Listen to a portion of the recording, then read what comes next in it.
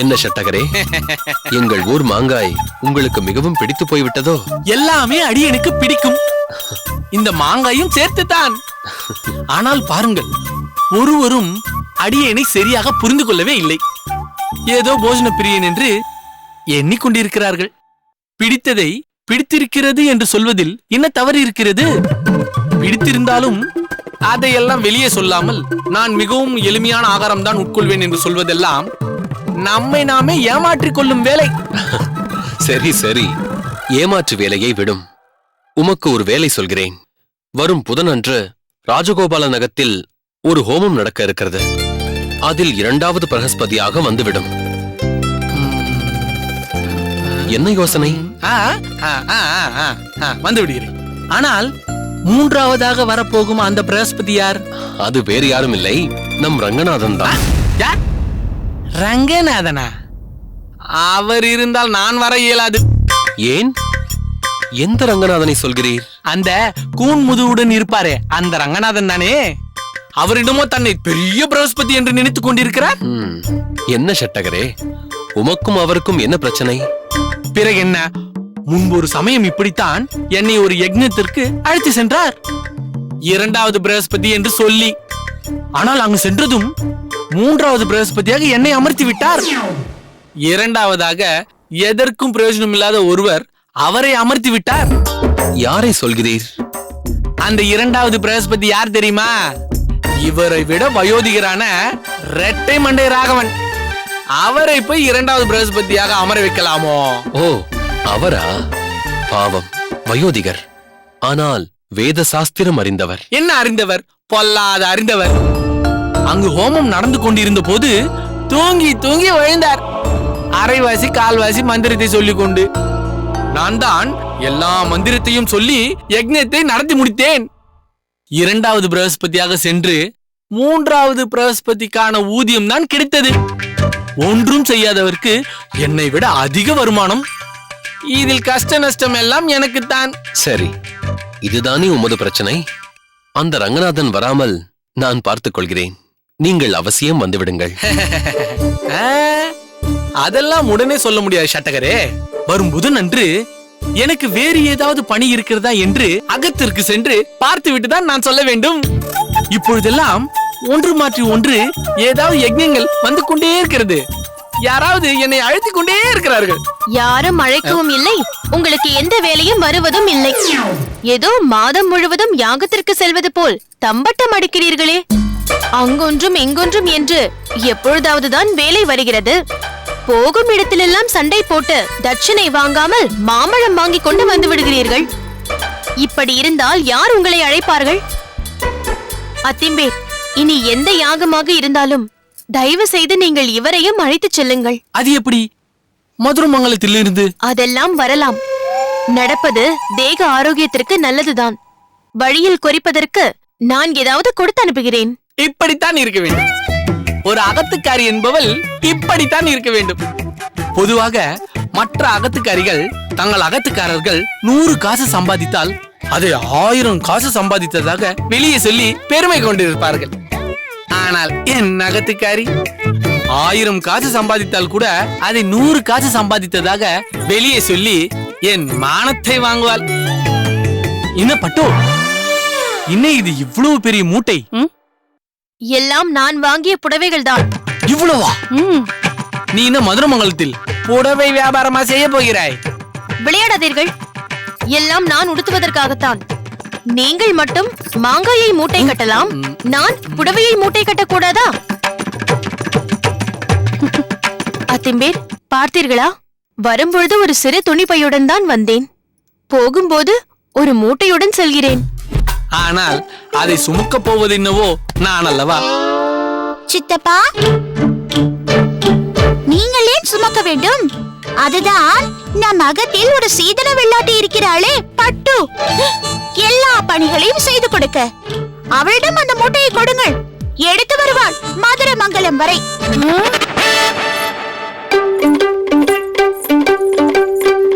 ஏய் கமலை, பாவம் பட்டு, இவ்வளவு பெரிய மூட்டையை இங்கிருந்து மதுரமங்கலம் வரை கொண்டு வந்து கொடுத்துவிட்டு திரும்பி வர சொல்கிறாயா? யார் திரும்பி வர சொன்னது? பட்டு திரும்பி வர வேண்டாம், அங்கேயே இருக்கட்டும். என்னடி இப்படி சொல்கிறாய்? பட்டு சிறிது நாள் உங்களுடனே இருக்கட்டும் என்று சொல்கிறேன். நீ என்ன சொல்கிறாய் பட்டு? அது குழந்தை ஏதோ தெரியாமல் சொல்கிறது. இதை போய் பெரிதுபடுத்திக் கொண்டு எனக்கு இங்கே ஒருபட்ட வேலை இருக்கிறது. நான் இல்லாமல் தஞ்சாவும் காந்திமதி மாமியும் தவித்து போய் விடுவார்கள். அது என்னமோ உண்மைதான். பட்டு வேலை செய்து அதற்கு நாங்கள் பழக்கப்பட்டு விட்டோம். சரி, நாம் புறப்படலாமா? என்ன சித்தி, என்ன அவசரம் இப்பொழுது? அம்மா சொல்வது போல் இன்னும் சில தினங்கள் இருந்துவிட்டு போகலாமே. நீங்கள் இருந்தால் அகம் இன்னும் கலகலப்பாக இருக்கிறது. நேரம் போவதே தெரியவில்லை. இல்லை தஞ்சா, நான் செல்ல வேண்டும் என்று சொல்வதற்கு முக்கியமான காரணம், நாளை கோவிந்தன் திருப்புட்குழியிலிருந்து அங்கு அகத்திற்கு வருகிறான்.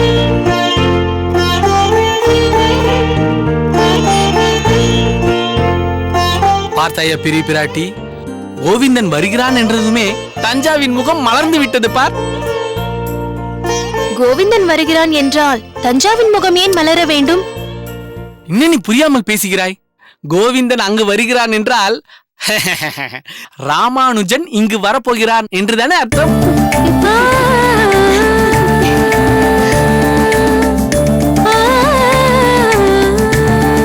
சரி சரி, தஞ்சா அந்த சந்தோஷத்திலேயே திளைத்திருக்கட்டும். நாம் புறப்படுவோம். இப்பொழுது புறப்பட்டால்தான் பொழுது சாய்வதற்குள் மதுரமங்கலம் சென்று அடைய முடியும். சுவாமி, அந்த மூட்டையை வாங்கிக் கொள்ளுங்கள்.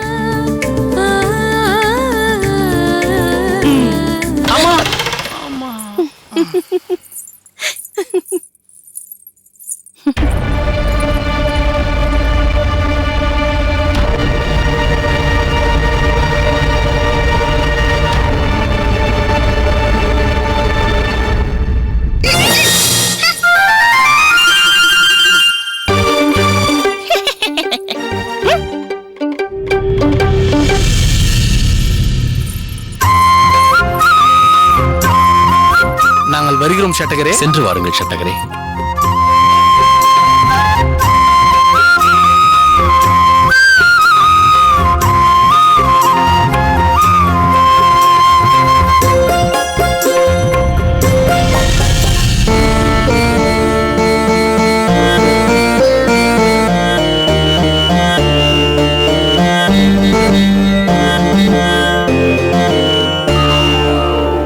செடியாய வல்வினைகள் தீர்க்கும் திருமாலே, நெடியாலே வேங்கடவானின் கோயிலின் வாசல். செடியாய வல்வினைகள் தீர்க்கும் திருமாலே, நெடியாலே வேங்கடவானின் கோவிலின் வாசல்.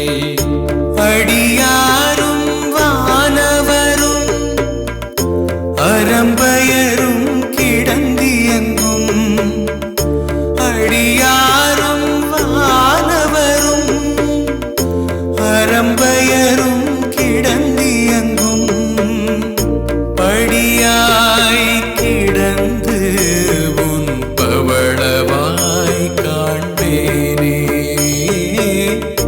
படியாய் கிடந்து உன் பவளவாய் காண்பேனே.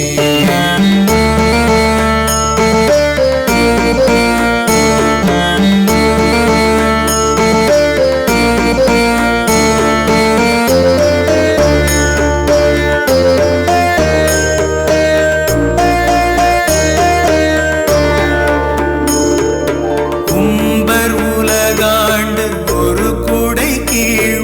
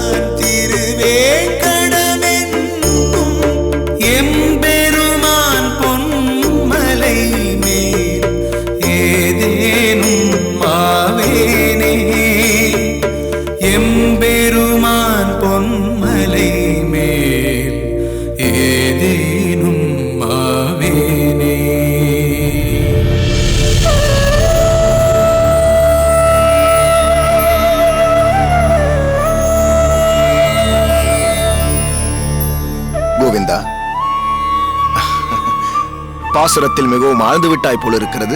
ஆம் சுவாமி, ஆழ்வார் பாசுரமாயிற்றை ஆழ்ந்துதான் போய்விட்டேன். குலசேகர பெருமான் அந்த திருவேங்கட முடையனான ஸ்ரீனிவாசனிடத்தில் எத்தனை அன்பு கொண்டுள்ளார். தயவு கூர்ந்து தாங்கள் சேவித்த இரு பாசுரங்களின் அர்த்த விசேஷத்தையும் அடியேனுக்கு சொல்லி அருள வேண்டும். கோவிந்தா, இப்பாசுரங்கள் பெருமாள் திருமொழி எனும் பாசுர தொகுப்பில் 4ஆம் திருமொழி பாசுரங்கள். இதில் 10 பாசுரங்கள் மூலம் திருமலையில் உறையும் எம்பெருமானை போற்றி தான் அந்த திருவேங்கட மலையில் ஏதாவது ஒரு மீனாகவோ மரமாகவோ நாரை பறவையாகவோ அல்லது ஒரு காட்டாராகவோ பிறக்க கடவேன் என்று திருமலையின் புகழை போற்றி பாடுகிறார். ஏதாவது ஒரு சம்பந்தம் இத்திருமலையோடு தமக்கு இருக்க வேண்டும் என்று அடியேன் முதலில் சேவித்த பாசுரத்தில் அவர் வேண்டுகிறார். வேம் என்றால் பாவம், கட்டயதி என்றால் தொலைந்து போவது. அதனால்தான் வேங்கடம் என்று சொல்லப்படுகிறது திருமலை.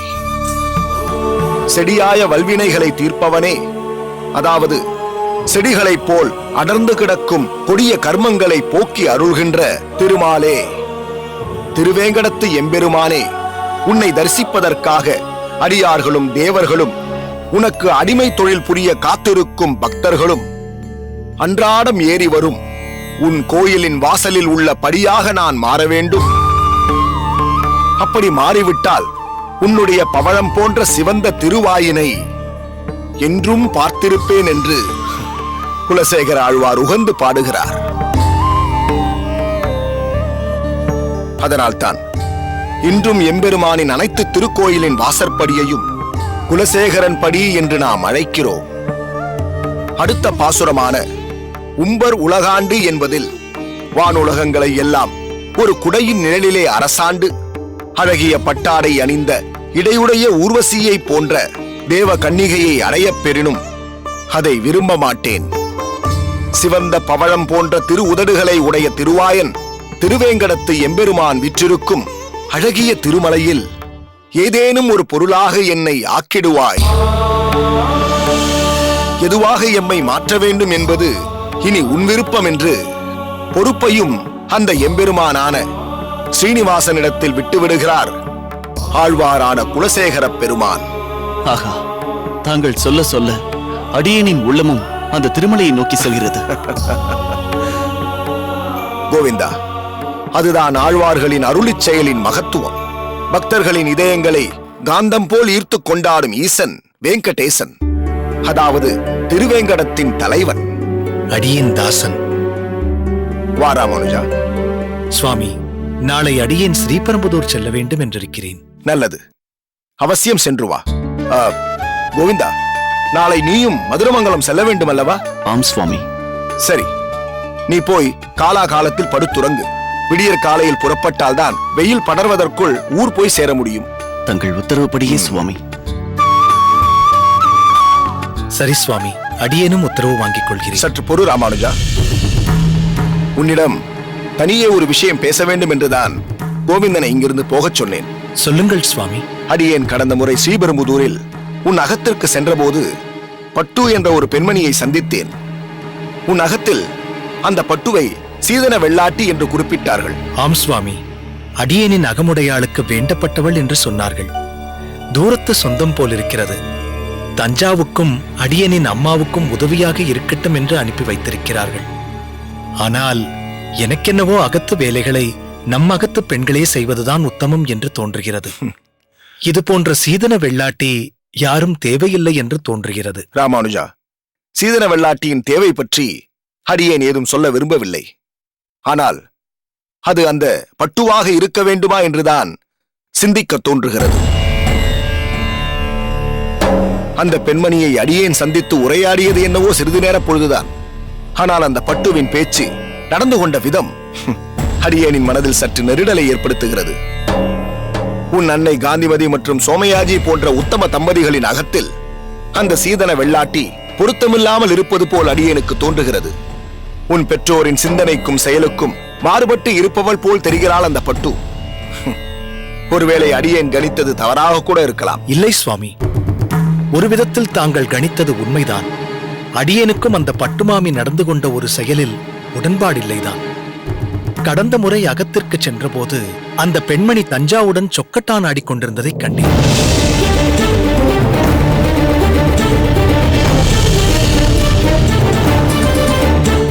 உன்னை ஸ்வீகார புத்திரனாக இவர்கள் பாவித்த பின்பு உன்னை பற்றி பூரணமாக அவனிடமிருந்து அறிந்து கொண்டோம்.